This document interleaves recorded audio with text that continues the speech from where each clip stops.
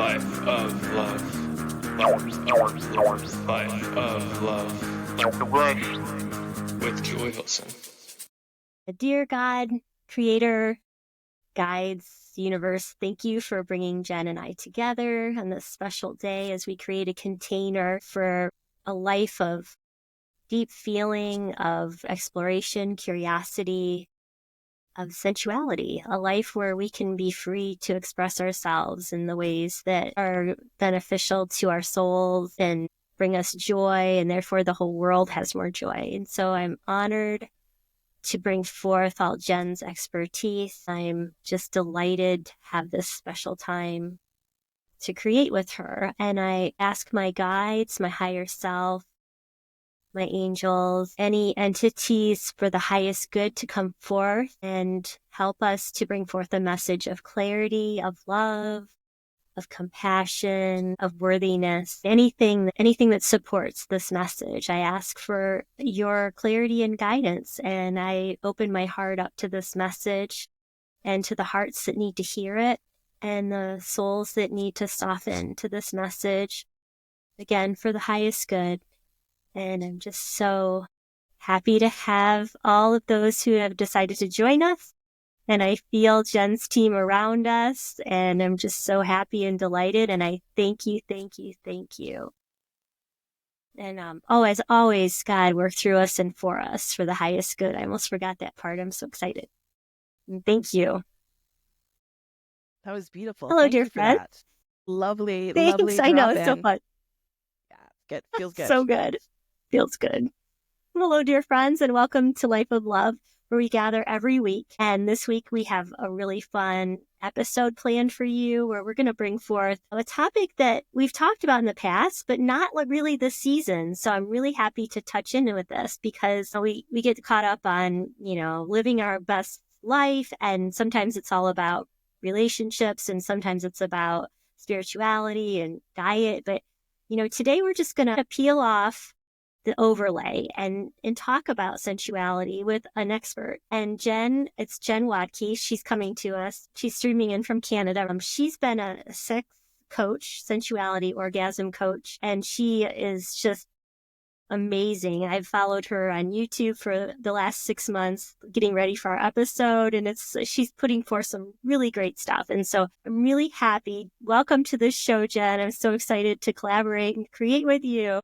Thank you so much for having me. I just want to honor where everybody is because this stuff gets hard. And I think the reason it gets so hard is because there's been this overlay of shame, taboo, exploitation, predate. What's that word when you're a predator? Predation? I don't know. That word is not coming to the tip of my tongue either. I know there's predatory? a word for it. Predatory. There's been a predatory, especially with women around their bodies and the sensuality and the power. It's the power of an orgasm is so overwhelming that it can be scary because we don't realize how we're divine conduits of life. And the most pure form of life is creation. Oh my gosh, it's just, I don't mean to be bouncing around, but I saw this video of conception and the spark when the egg and the sperm meet. There's a burst of light at that moment. And I don't want to get into does life begin and all that, because that's a personal choice and that's whatever, I can't preach anyone beliefs, but there is a spark of God light when that happens.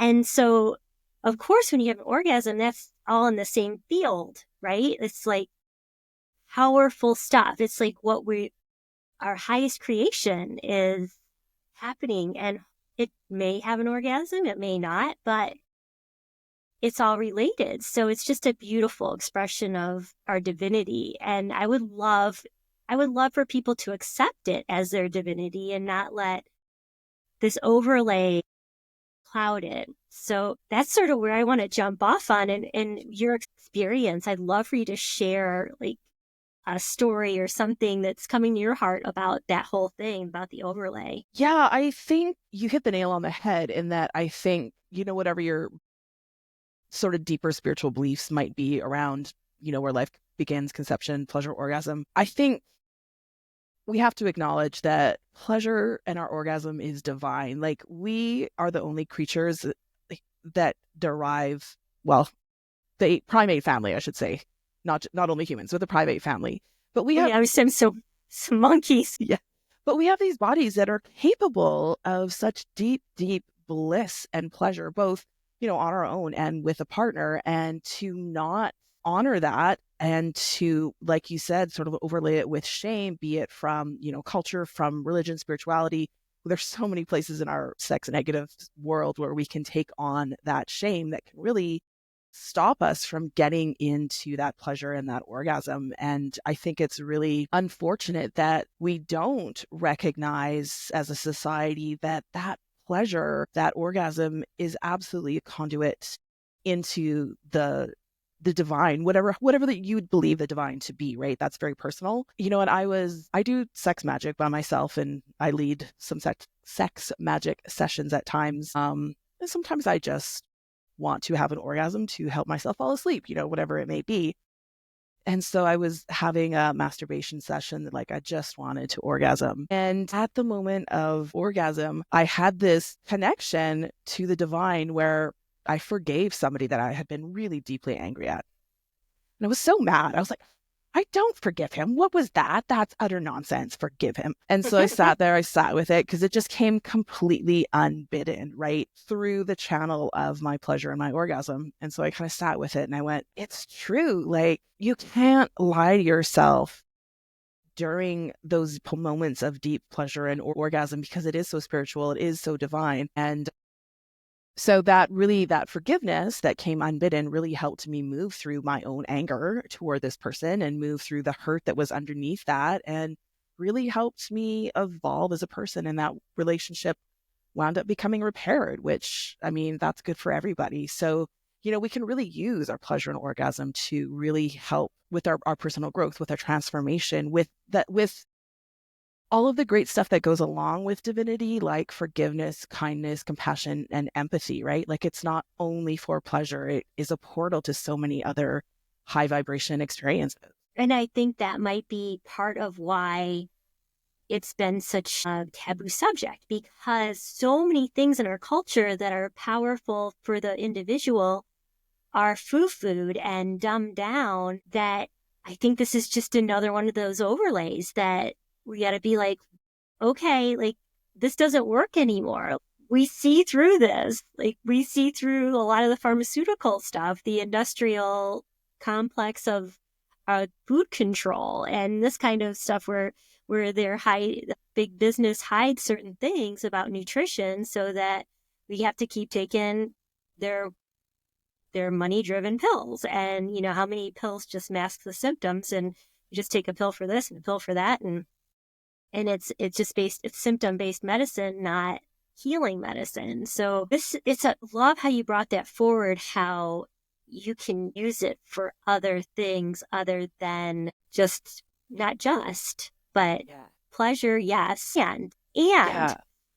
can you go through those again? Because you said them so fast, and maybe totally. you want to dig into a couple of them, because, I mean, when you said sex magic, like, something went off in me, like, wait, this could be dangerous. Like, there are these things in our consciousness that say, danger, danger, like, what is it? But if you're curious and you're open-minded, you can make a discernment, because that's the biggest thing, is deciding what works for you without letting that overlay or whatever conditioning, that subconscious fear paradigm, because you used to get burned at the stake for having magic, right? And this Absolutely. is another layer, and not all magic is dark. Like, this is very light. So can you go into that? Where to start? So many things that you said in that comment sort of just sparked like, where do I start? You know what? I want to start, I think, with you expressed that your gut reaction was like, ooh, sex magic is dangerous. And I think could be dangerous. Something feels dangerous. And I think, burning women who were burnt at the stake primarily as witches. I think that whole idea has been woven into us as a society for 2000 years, that female sexuality can be dangerous. Like, a woman who's out there having pleasure and sex with whoever she wants, like, that is dangerous even to this day to the people in power. Just not to get political, but if you look at what's happened since the election, like, there is a collective, women are in their feelings about this because it feels they're scared.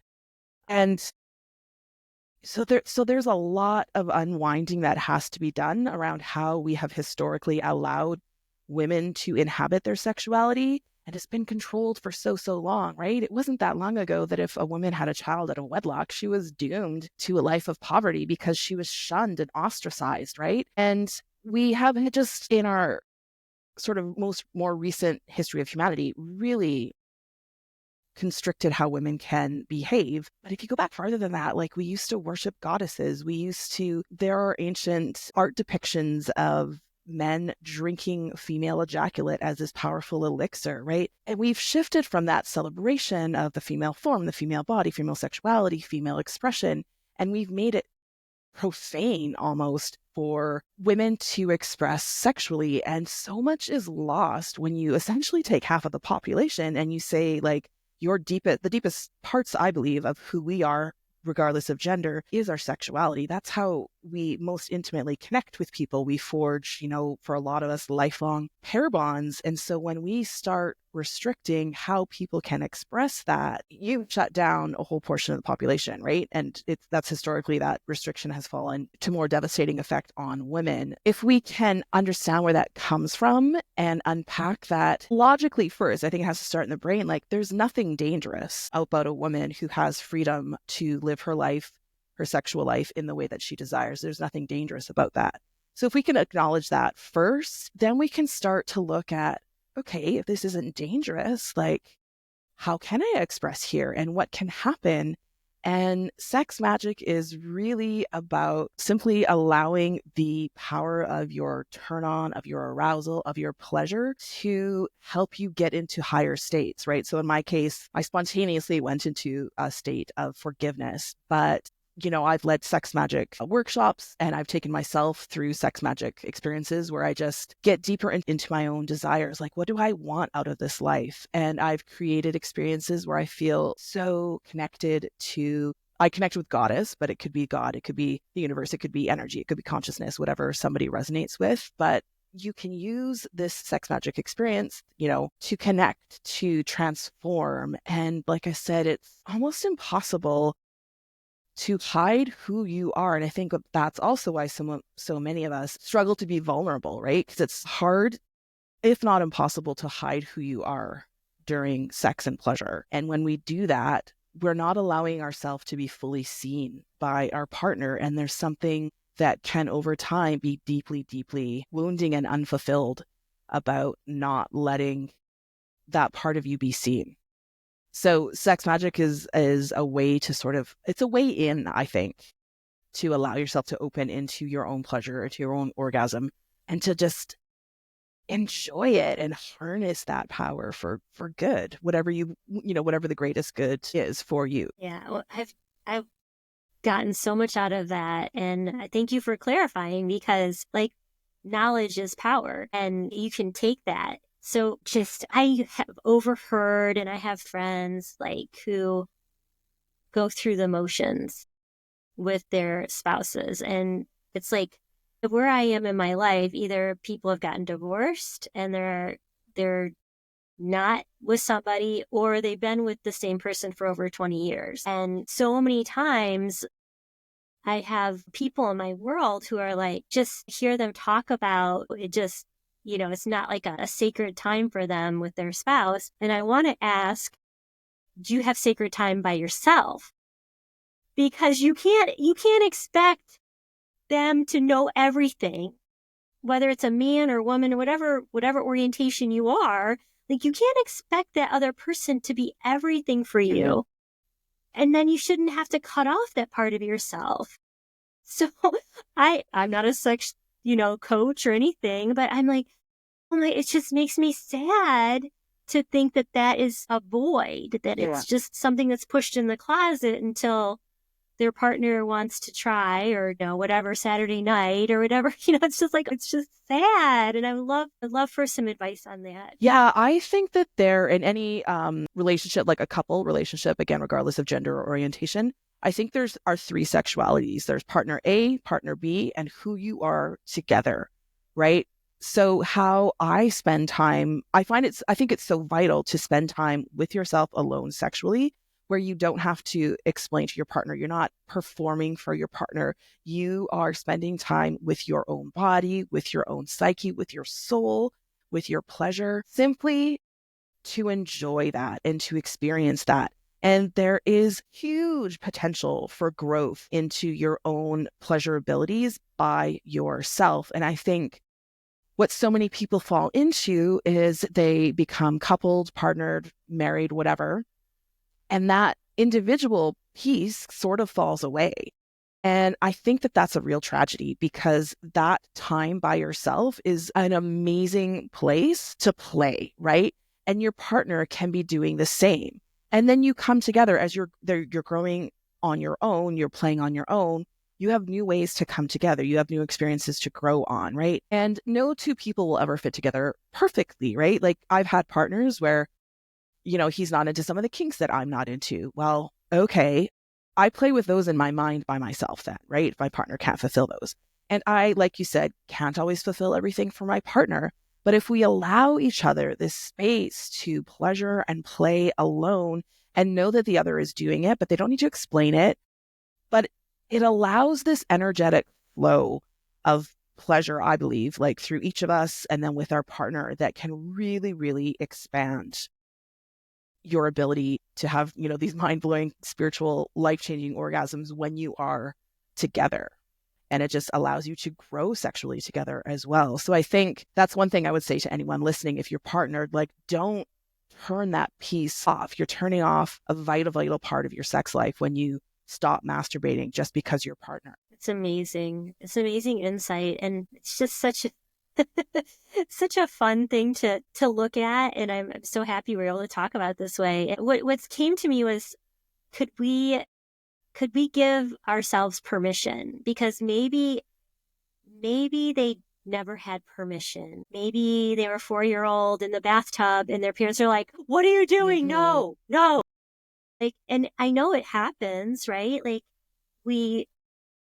our parents aren't perfect. They don't know this stuff that we know now, that there's normal things that little kids do, and it's okay. Like, so I would love for you to, I don't know if you've done it this way, but if you could, like, give a permission statement. Like, if you're going to write a permission slip to somebody who feels shame about going there by themselves for whatever reason, would you write them a permission slip? Yeah, I've got a big thick pad. Audience?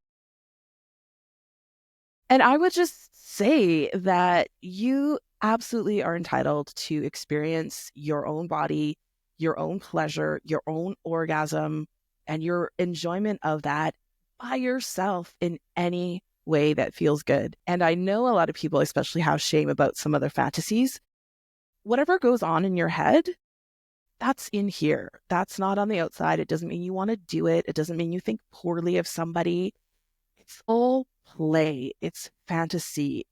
We were given the ability to orgasm by ourselves. We can do that alone and with a partner. And everybody should feel permission from, I'm just some random woman on the internet, but I believe everybody should feel permission from their higher power to enjoy who they are fully. That's what we're here for.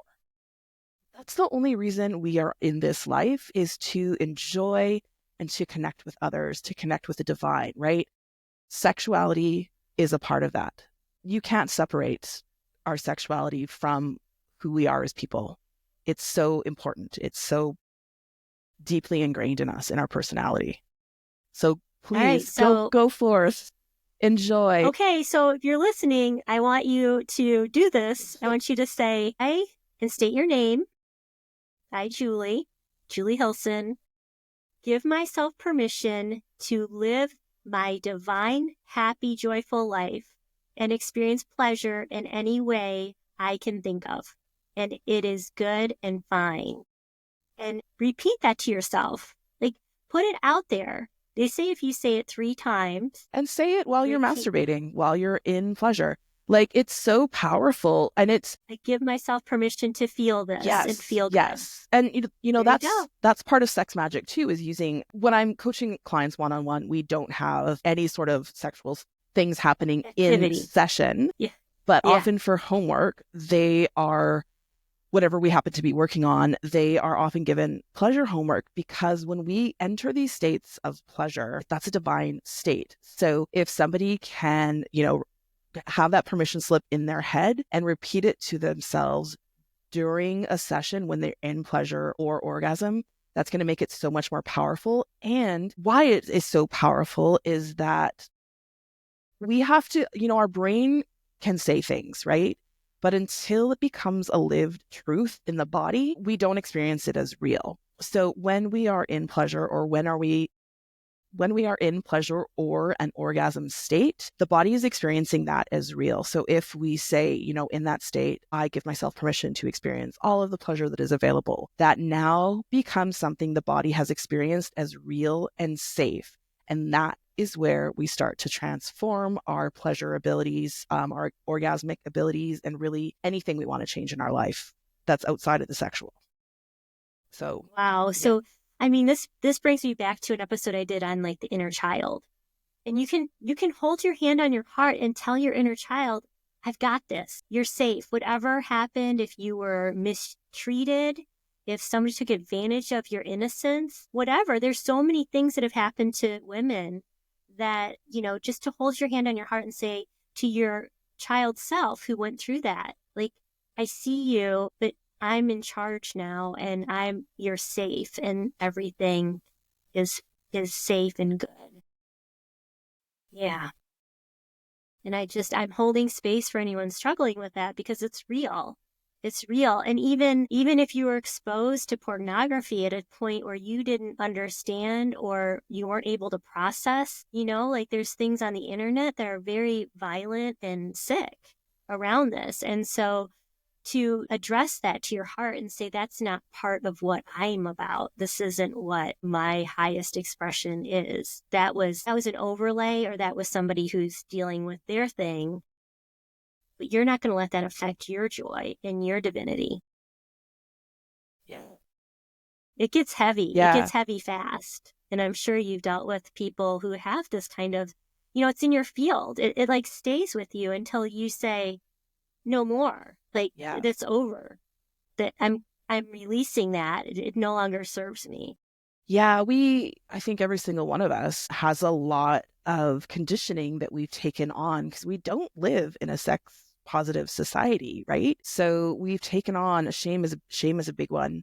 And especially for women, there's a lot of concern about body image, right? So many of us have, unconsciously taken on these beliefs that become limitations to us fully experiencing our pleasure, our body, our orgasm. And a lot of that stems from a deep sense of unworthiness. Like, I don't look like I'm supposed to look. So what good am I as a potential partner? And he can't possibly find me attractive, or she can't possibly want to sleep with me. Like, so much of that just starts living inside of us in the body. And this is going back to what I was mentioning before, like when we want to uncover all of that and release it, we have to go into the body. Everything is stored in the body. We have to liberate all of that. Then we have such potential. We have the potential to create what we want, to get what we want. And it's unlimited. Like, one thing I say over and over, there is unlimited pleasure for you in the world. To everyone who's listening, if there's one thing I know to be true in the world, it's that you have an infinite capacity for pleasure. Yeah, it doesn't stop when you're not, your 25-year-old body. Like, it doesn't have to. And you're right in that it can be hard work, right? Because we have to go and before we can release some of those beliefs and limitations that we've taken on, we have to look at them. And that can be difficult. That can be painful. And that's where a coach can come in. They hold you through that. You can do a lot of the work on your own, with guidance as to what to do. But, a good coach will hold you through that, guide you through that, and teach you how to do that for yourself, right? So a good coach will give you tools that you can continue this work, because I know there's not a lot of us who can pay for coaching indefinitely, right? But a good coach will guide you through it and give you tools so that you can continue the work on your own as needed. But it is, it's fun work. I think it's really amazing fun work, but I don't want to give people the wrong idea that you start working your sexuality and boom, you have to look at some of your ugly and some of that gunk that we all have it deep down inside of us somewhere, and we have to look at it to be able to release it. But once you start that process, it's so amazing, it's so powerful, and it's so empowering to know that you have the power to change anything you want to change in your sexuality, in your life. It's the most empowering thing I can think of, and that's why I do this work. And if you can tell yourself you're beautiful, look at yourself in the mirror and just be like, damn, I'm beautiful. Not staring at your nose or looking at your eyebrows or, just look at your whole aura and just give yourself a compliment, because it's not easy being here. And we are so self-critical.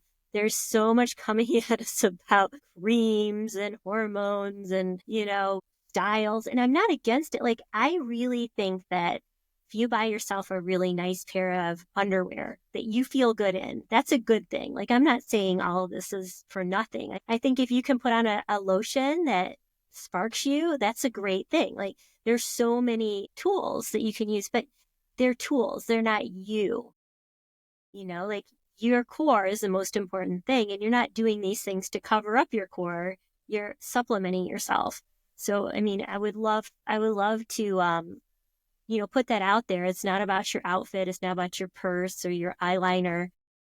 It's about what you bring. And when it comes down to it, if you decide to share that divinity with somebody else, they're not looking at your deficiency. They're looking, you're in that place because there's a chemistry already. You don't have to be self-critical, because you're so much more critical than anyone else is going to be. It's just, it's on everything, right? We criticize ourselves about everything about our life. So of course, this intimate thing, this exposure is going to exacerbate that insecurity. In my coaching training, I took that to the insane degree. So one of the modules, the homework in the modules, was to self-pleasure while you looked at yourself in the mirror. And I was like, right. Yeah, I was like, oh my God, are you kidding? And I was like, but there was a commitment, right? I had a commitment. I was like, I paid good money in this course. I want to be a sex coach who can hold this space for women, and I have to do it myself, and I'm going to do it. I'm going to get everything I'm meant to get out of this course. So I just went for it. I did dim the lights, put some candles on, set the whole stage, had, I think I put some tunes on, had the whole romantic sort of space, and it was just me. And then I did the practice of self-pleasuring in front of the mirror. And at first I was like, oh my God.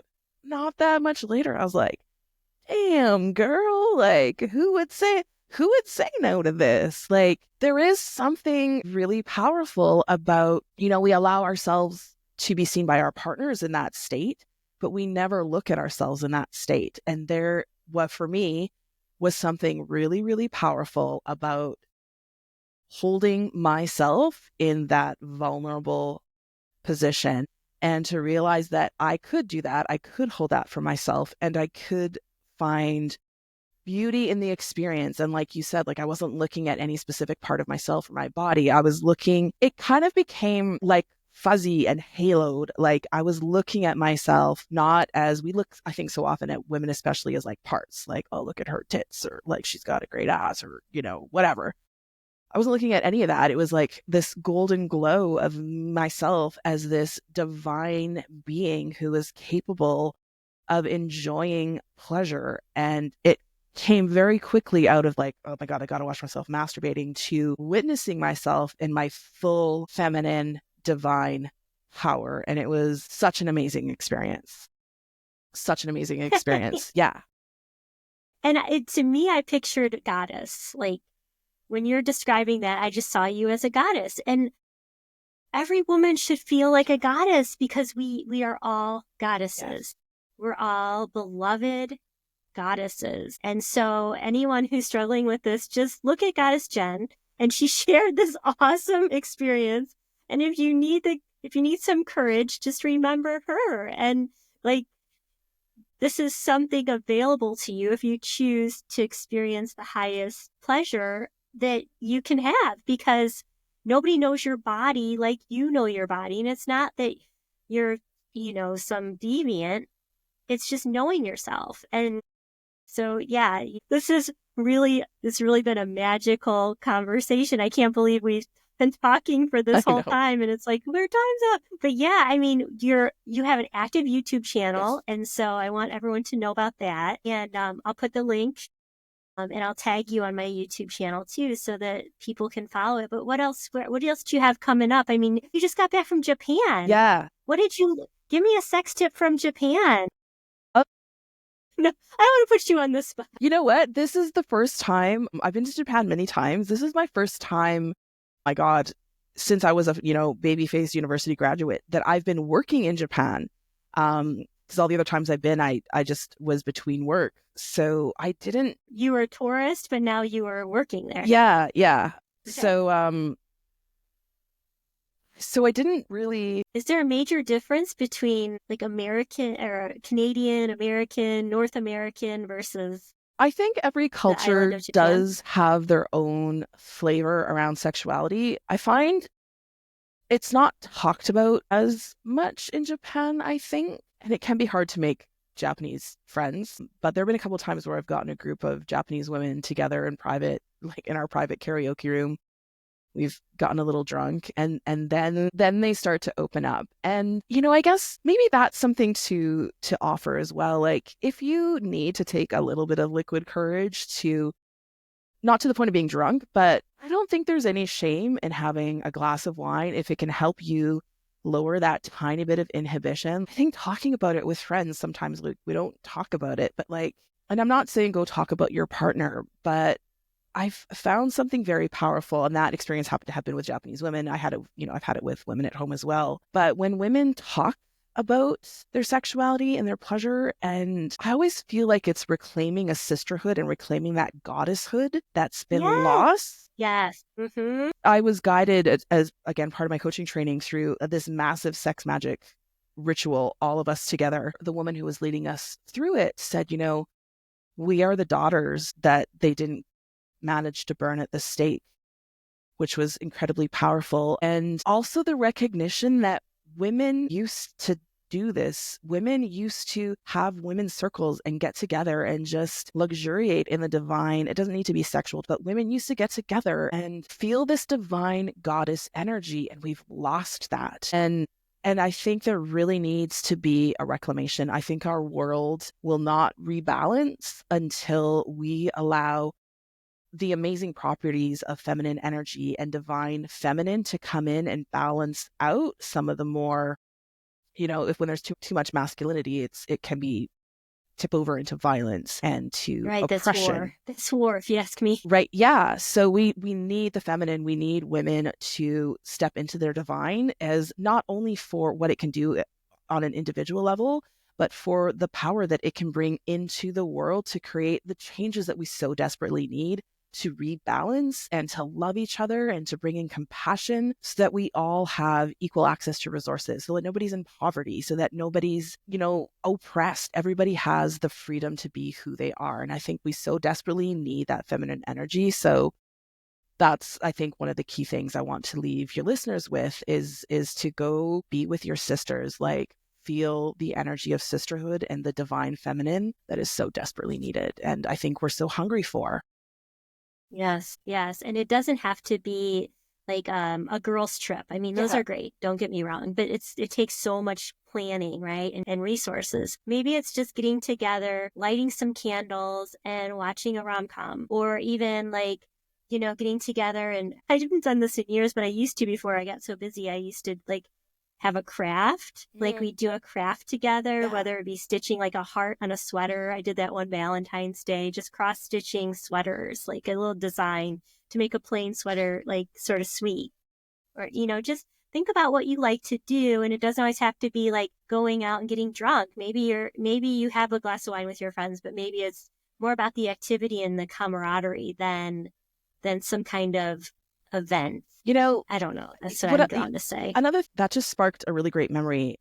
I want to give credit. I believe this is adapted from Mama Gina, who ran, I don't know if she's still at Mama Gina. If you Google Mama Gina, you will find her. This is derived from one of her exercises, and you can do it via text with your girlfriend. Just text each other every morning and you say one brag. I'm trying to remember exactly the wording. It's one brag, because we rarely give ourselves praise. So you text one brag, something you're grateful for, and a desire. And so you do it to each other, right? Yeah. And it's giving yourself permission to like toot your own horn, like, because that's women often put everybody else first. So it's like, no. And it can be anything, right? It's like, my hair is amazing today, gratitude. It could be like, I had a really great cup of coffee, whatever it is. It doesn't have to be these big, big things. And desire is like, today I desire to bring one more client into my coaching business, right? So it could be anything. And you do that for each other. So you hold space for each other, and it's by text. So it doesn't take up a huge amount of your day. I mean, it's so easy. Yeah. Like, I love that. I really do love that. And create your own sisterhood. I was looking at goddess temples, and there's not many in the world. There needs to be more, for sure. But we're being called the Sisterhood of the Rose. I'm a member in the group. It's really hard to find people that want to get together and do the meditations together and perform. There's this goddess vortex meditation that we do where you spin.